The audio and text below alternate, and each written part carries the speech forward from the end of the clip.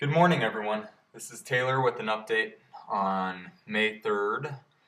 And, some things have really changed over the last couple of days. We're back to Caddis. However, we did have a little low spot in the hatch because of some cold weather. It kind of stopped the hatch a little bit around Cotopaxi this weekend. However, yesterday we did have solid hatches into the Cotopaxi and Texas Creek area, and some great blueing hatches as well.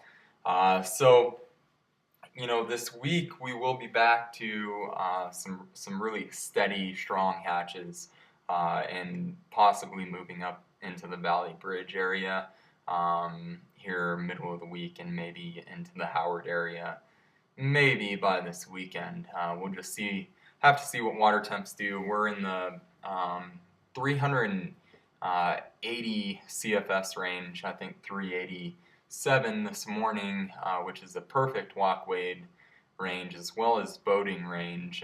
We did a lot of back-to-back floats this weekend, and a really good level to float at. Still kind of low, but still very doable. As far as bugs go this week, kind of staying with the same types of ideas on Caddis, the full life cycle, the adult, the pupa, the larva, focusing on nymphing with our stoneflies and our caddis larva in the morning, and then going to a caddis pupa later on.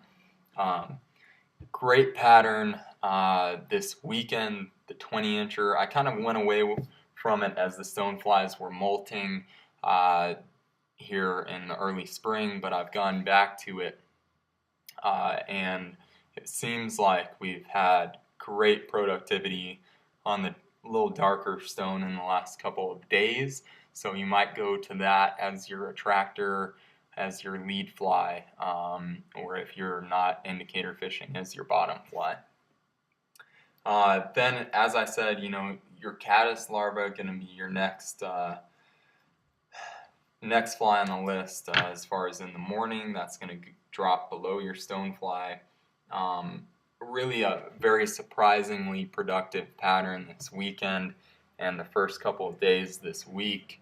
On our trips yesterday especially is the limey prints, a pattern we kind of tie especially here at RGA, and it's more of an attractor, but also that chartreuse color, and it's got a big amount of hackle on it, so it kind of has a little bit of a casing attitude towards the thorax, and it really it's been popping off and really producing some really nice fish lately. So that's your early morning. Switching to the caddis pupa, trailing behind the stonefly.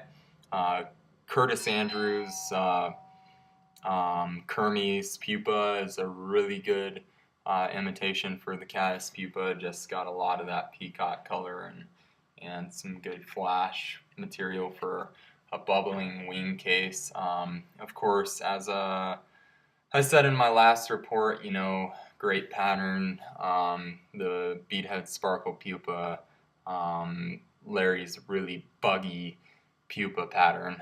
So those are fishing well all the way until we have adults on the water, which is usually, we start to see sporadic hatches and into the big hatches around 3 o'clock, and some bigger hatches around 4 o'clock and sometimes earlier. Look for those to get earlier and earlier as the weather trends start to go warmer this week. Maybe 1 or 2 o'clock hatches, 55, 56, 57 degree water temps, and like I said, around Valley Bridge. So when we go into that adult stage, I like to, of course, fish the adult. This is a dry ice caddis, one of Larry Kingery's patterns, just a great imitation, a great natural, gets a lot of that, catches a lot of light in that ice stub, and then what I'll do is I'll trail off of that guy, a non-weighted pupa, either a bubble pupa or graphic caddis. JB's caddis, graphic caddis is just a a great producer as well. So still remember, you gotta, when you're nymphing, definitely, make your cast quarter upstream, mend, dead drift, dead drift, let it swing behind you. Those fish will key to the movement of that swing with those emergers or caddis larvae or stoneflies, whatever. Fish just key on movement right now, so make sure you're getting that swing. This week's weather looks just tremendous.